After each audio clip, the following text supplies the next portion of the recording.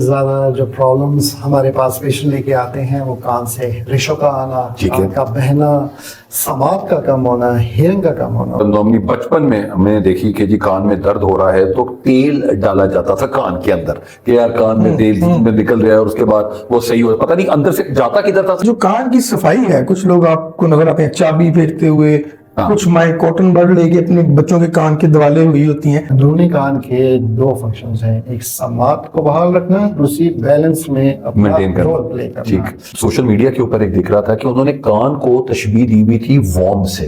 अगर पर्दा फटता है किसी का किसी वजह से, तो क्या हमारे पास ऑप्शंस हैं कि हम उसको रिपेयर कर सकें सर्जिकली?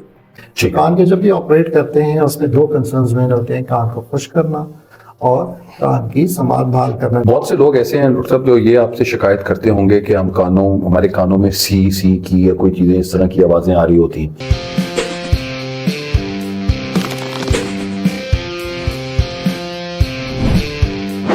अस्सलाम वालेकुम जी, सर्जन कोई के सेट से मैं हसीब खान आपकी खिदमत में हाजिर हूं। मेरे साथ डॉक्टर वजाहत हैं और हम बात कर रहे हैं, अपने पिछले एपिसोड्स में भी हमने बात की, हमने ज्यादातर ईएनटी के ऊपर बात कर रहे हैं। तो आज का हमारा टॉपिक भी जो है वो सब लोग के ऊपर बड़े परेशान होते हैं और वो कहते हैं किसी की बातों पे कान नहीं धरना। तो यार ये होता है कि जी कच्चे कानों वाला आदमी है ये, तो इस तरह के बहुत से मुहावरे बने हुए हैं। आज हम बात करेंगे कानों के मसाइल के ऊपर कि कान के मसाइल क्या क्या हैं, और उसके लिए हमारे पास जो हमारे स्पेशलिस्ट हैं वो डॉक्टर दानिश अरसलान है। He is an assistant professor Fatima memorial hospital में। तो आइए डॉक्टर साहब से पूछते हैं कि कान के साथ ये क्या कुछ करते हैं और क्या क्या कुछ ठीक किया जा सकता है। अस्सलाम वालेकुम डॉक्टर साहब। डॉक्टर साहब नॉर्मली कान के बारे में लोग कहते हैं मैं रख के तेरे कान पे रखनी तो उसकी वजह से भी सब कान को इधर उधर हो जाता है, तो उसके भी पर्दे फट जाते हैं, चीजें खराब हो जाती हैं। तो कैसे सर ये ठीक होता है और ये कान के मसाइल असल में होते क्या हैं सर? कान के मसाइल ज़्यादा जो प्रॉब्लम्स हमारे पास पेशेंट लेके आते हैं वो कान से रेशों का आना, कान का बहना, समात का कम होना, हियरिंग का कम होना, उसकी वजह से। उसमें डिजीज़ के हवाले से अगर बीमारियां के हवाले से बात करें, कान के तीन हिस्से होते हैं, बैरूनी, दरमियानी और अंदरूनी हिस्सा। ठीक है। बैरूनी दरमियानी हिस्सा कंडक्शन करता है, ये आवाज़ें अंदरूनी कान तक पहुँचाता है जहाँ पे ये सिग्नल्स चेंज होकर ब्रेन तक जाते हैं। मुख्तलिफ़ किस्म की बीमारियां होती हैं जो कि बैरूनी कान को मुतासर करती हैं, ट्रीटेबल होती हैं। कान के पर्दे का फटना या कान के दरमियानी हिस्से का इन्फेक्शन का होना, ये बेसिकली सारा ऑपरेटर्स दिमाग की एक साइड की हड्डी के अंदर अल्लाह मियां ने रखा हुआ है। और कान के बहुत सारे मसाइल, उनमें चक्करों का आना भी ये भी शामिल होता है, क्योंकि अंदरूनी कान के दो फंक्शंस हैं, एक समात को बहाल रखना, दूसरी बैलेंस में अपना रोल प्ले करना। कान में कान की वजह ज़्यादा जो रेशा का बायस बनते हैं उनमें बैरूनी कान, एक्सटर्नल ईयर में कोई बीमारी हो वो वजह होती है, या कान के पर्दे फटना, उसकी वजह से कम समात का होना, हियरिंग का कम होना, या दरमियानी कान की हड्डी को रेशा लगना जो कि कान डिस्चार्ज का बायस बनता है। 30 to 50% ऑफ पेशेंट्स में ज़्यादा उनमें कान का मसला होता है जिनका नाक, कान, गला अंदर से कनेक्टेड होते हैं।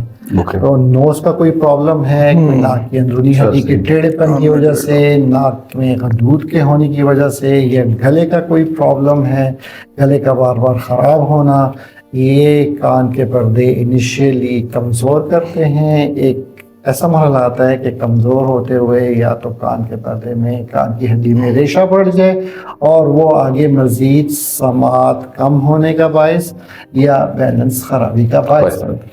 इसमें सर एक दो चीज़ें जो मेरे माइंड में है, एक जो बहुत कॉमन मिस्टेक हम देखते हैं उसके बारे में मैं पूछना चाहूँगा कि जो कान की सफाई है, कुछ लोग आपको नज़र आते हैं चाबी फेरते हुए, कुछ माए कॉटन बड लेके अपने बच्चों के कान की दवालें हुई होती हैं। तो इनमें से क्या ये दुरुस्त तरीके हैं या हमें वैक्स को साफ करना चाहिए? अगर करना चाहिए तो कितना फ्रीक्वेंट करना चाहिए, और अगर घर में करना चाहिए तो किस चीज़ से करना चाहिए, या हमें ईएनटी स्पेशलिस्ट के पास जाना चाहिए? वैक्स का बैरूनी कान में होना एक नॉर्मल, एक नेचुरल थिंग है। ठीक है। इसको साफ नहीं करना चाहिए, चाहे वो कॉटन बड की सूरत हो या अमूमन मर्द हजरात चाबी के साथ स्टार्ट करने की कान स्टार्ट करने की कोशिश कर रहे हो। इवन लेडीज जो है वो हेयर पिन का Yes, yes, इस्तेमाल जी। करना, ये उल्टा खराबी का बायस बनते हैं। ठीक है। कान में वैक्स होना एक नॉर्मल सेहतमंद कान की निशानी है, सफाई की कोई ज़रूरत नहीं ठीक है। है। सिंपली आफ्टर शावर बाहर बाहर से टॉवल से कान साफ किया जाए। कान वैक्स की वजह से अगर दर्द होने का बायस बन रहा है या बंद हो गया है, तब अपने करीबी ENT स्पेशलिस्ट को दिखा के उसकी क्लींजिंग करवाई जाए। सफाई या अल्लाह मियाँ ने हर चीज़ जो दी है बॉडी में वो कोई ना कोई नेमत के तौर पे है। तो एक वैक्स को सिंपली रिमूव करना, खुद ही से सेल्फ मैनिपुलेशन करके। ये स्ट्रिक्टली बिल्कुल भी नहीं करना। ठीक। एक और चीज सर, नॉर्मली बचपन में हमने देखी कि जी कान में दर्द हो रहा है तो तेल डाला जाता था कान के अंदर कि यार कान में तेल में निकल रहा है और उसके बाद वो सही हो, पता नहीं अंदर से जाता किधर था सर, ये एक अलग बात है, लेकिन वो आपको ज्यादा पता। लेकिन ये चीज ठीक है सर, ये जितनी माएँ भी अपने बच्चों को देख के ये गाँव में कर रही होती हैं, तो ये चीज ओके। कान में गर्म तेल का डालना या कुछ लोग कुछ हज़रात लहसुन गर्म करके हाँ जी। तेल के साथ मिला के वो डालना, वो बीमारी की शिद्दत, चाहे कान किसी वजह से दर्द का बायस बन रहा है या बंद का बायस बन रहा है, ये मज़ीद और उसमें ख़राबी पैदा करेगा। कान की नाली कार के पर्दे को मज़ीद और डैमेज करेगा। और हमारे पास पेशेंट्स बहुत सारे आते हैं जो, ये बहुत सेंसिटिव एरिया है जहाँ पे हमारे साइड्स में बिल्कुल ब्रेन, दिमाग मौजूद है। यहाँ का इन्फेक्शन बहुत जल्द दिमाग की तरफ जाके कॉम्प्लिकेशन का बायस बन सकता है। तो ये बिल्कुल नहीं हरगिज़ नहीं करना चाहिए।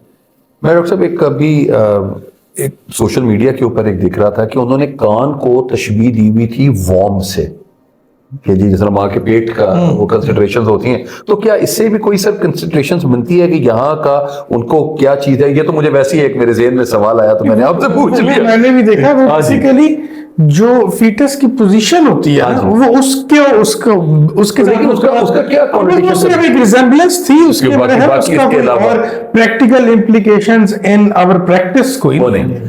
सर सर्जरी जब कान की जाती है तो यहाँ पे भी वही है कि कैमरा डालना होता है कि उसके साथ है कि यहाँ पे नजर आ रही होती है आपको यहाँ तक। कान की सर्जरी अमूमन जो होती है, स्पेशलाइज इंस्ट्रूमेंट्स, स्पेशलाइज गैजेट्स जो माइक्रोस्कोप की सूरत में, ये एक आम नेकेड आई से नहीं देखा जाता, या प्रॉपर्ली विजिबल नहीं होता। तो अंडर माइक्रोस्कोप्स या अभी रिसेंटली जो आया है एंडोस्कोप्स, कैमरे के थ्रू सर्जरी करना, जिसपे कान के जब भी ऑपरेट होते हैं उसमें बीइंग अ डॉक्टर हमारे दो कंसर्न्स होते हैं। एक कान को खुश करना ताकि वो रेशा आगे दिमाग की तरफ ना जाए, ठीक है। दूसरा हियरिंग, समात का बहाल होना।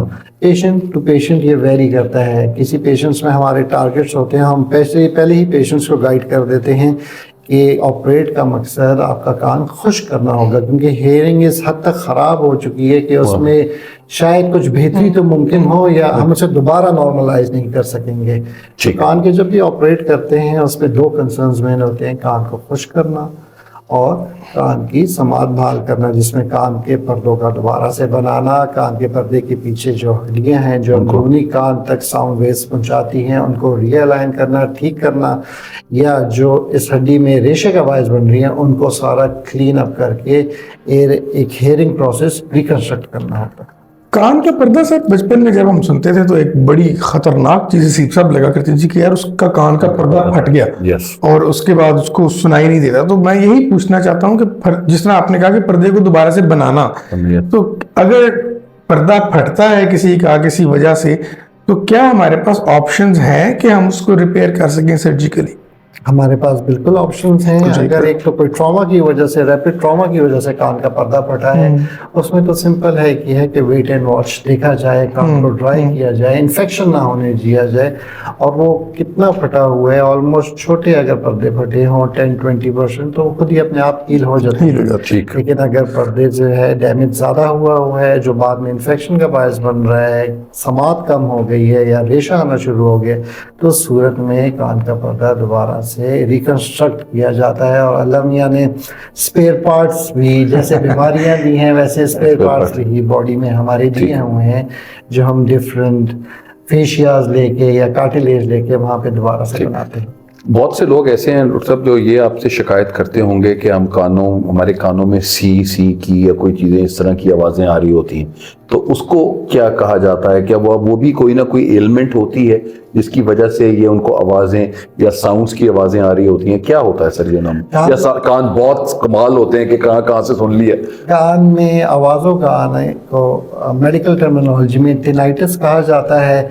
इसकी वजह बैरूनी कान, दरमियाना या अंदरूनी कान में कोई बीमारी की सूरत में ख़राबी की वजह हो सकती है, या फिर सिस्टेमिक इलनेस, कोई हाइपरटेंशन का प्रॉब्लम हो या कोलेस्ट्रॉल का प्रॉब्लम हो, या कोई ऐसी बीमारी जो शहरक की कोई पैरागैंग्लियोमास के टाइप में हो, उनका कोई कैंसर, कोई बिनाइन ट्यूमर हो, तो ये होता है। दवाइयों की वजह से भी हो सकता है। दवाइयों की वजह से भी होता है। ठीक। बेसिकली जो आवाज़ें आना, इट्स एन अलार्म कि कोई चीज़ खराब चल रही है, मतलब वो कान खुद आवाजें दे रहा होता है कि ये कहीं ना कहीं कुछ ना कुछ है, मेरा काम ठीक कर दो। ठीक, सही जी डॉक्टर साहब। मेरा ख्याल है सारे एस्पेक्ट्स कवर हो गए हैं। सर्जरी का जिस तरह हमने दोबारा उनसे पूछा और उन्होंने बता दिया कि अब इसमें भी माइक्रोस्कोप और एंडोस्कोप आ चुका है, तो यही मेन सवाल मेरे दिमाग में तो कान को लेके आ रहे थे। और एक जो मिसकॉन्सेप्शन उन्होंने क्लियर कर दी कि किसी ज़माने में हम सोचा करते थे कि जी कान का पर्दा फट गया तो बस फारिग। अब वो कान फारिग हो गया, लेकिन उन्होंने बताया है कि अगर पर्दा कम फटा हो तो वो रिकवर भी हो जाता है फुली, और अगर ज्यादा फट गया तो उसको हम रिकंस्ट्रक्ट एक तो लास्ट में सिर्फ बात ये कर लेते हैं कि अगर आप सर्जरी करते हैं तो सर्जरी के बाद उसके फॉलोअप में कितनी देर लग जाती है, कितने दिन में कान जो है वो ठीक हो जाता है और वो सुनने काबिल हो जाए, या जो भी कोई उसकी प्रॉब्लम है वो ठीक हो सकती है? ये डिपेंड करता है कि किस नौयत की सर्जरी की गई है। अमूमन अगर कोई सर्जरी की जाए जिसमें सब कान के पर्दे को रिकंस्ट्रक्ट किया जाए तो healing time is 2 to 3 weeks। ठीक है। और right from after surgery 3-4 days आप अपने रूटीन प्रैक्टिस काम शाम कर सकते हैं। और अगर कोई रेशा लगा हुआ है कान में जिसमें कोई मास्टर्डेक्टमी की गई है तो उसमें ज़रा हीलिंग टाइम कुछ ज़्यादा हो जाता है और रेगुलर फॉलोअप्स भी ज़रूरत पड़ती है। कितनी देर तक डॉक्टर साहब हमें रेगुलर फॉलोअप्स होंगे? रेगुलर फॉलोअप्स जो है वो once in 6 months, या पेशेंट बिल्कुल ठीक चल रहा है तो पेशेंट को गाइड कर दिया जाता है कि these are the red flags, कान में दर्द का होना, कोई समात का कम होना या कोई रेशा आना, ये अगर हो तो आप फौरन दोबारा चेकअप के लिए। Thank you very much doctor साहब। नाज़रीन, हमारा आज का प्रोग्राम जो था वो कान के मसाइल के ऊपर था और हमने बहुत आपको अच्छे तरीके से हमारे डॉक्टर साहिबान ने बताया है और डॉक्टर दामिश ने आपको बिल्कुल क्लियरली बता दिया है कि क्या क्या ऐसी मिसकंसेप्शन हैं जिनका आपको ख्याल रखना है और आपको अपना कान भी मतलब इस तरह नहीं करना है कि कान स्टार्ट कर लिए जाएं और कानों के साथ भी आप अपने आप को बहुत ज्यादा परेशान कर रहे हो तो नॉर्मल रहने दीजिए। और उन्होंने वही कहा कि अगर वैक्स का कान में शामिल हो भी जाती है तो ये बहुत नॉर्मल सी चीज है और ये हेल्दी साइन की निशानदेही करती है। तो प्लीज अपना बहुत ख्याल रखें, अपने आंख नाक गले का आपको बहुत ज्यादा ख्याल रखना है क्योंकि यही नॉर्मली वो चीजें हैं जो आपके चेहरे के साथ एसोसिएटेड होती हैं और आपको और ज्यादा बेहतर करते हैं आपने देखने की सुनने की और आपकी जो सलाहियतें हैं वो आप उनको बेहतर से बेहतर तरीके से यूज कर सकते हैं। तो हमारे आज के मेहमान थे जी डॉक्टर दामिश अरसलान और मुझे और डॉक्टर वजाहत को आप इजाजत दीजिए। इंशाल्लाह नेक्स्ट एपिसोड में आपकी खिदमत में फिर हाजिर होंगे। अपना बहुत ख्याल रखिएगा। पाकिस्तान जिंदाबाद।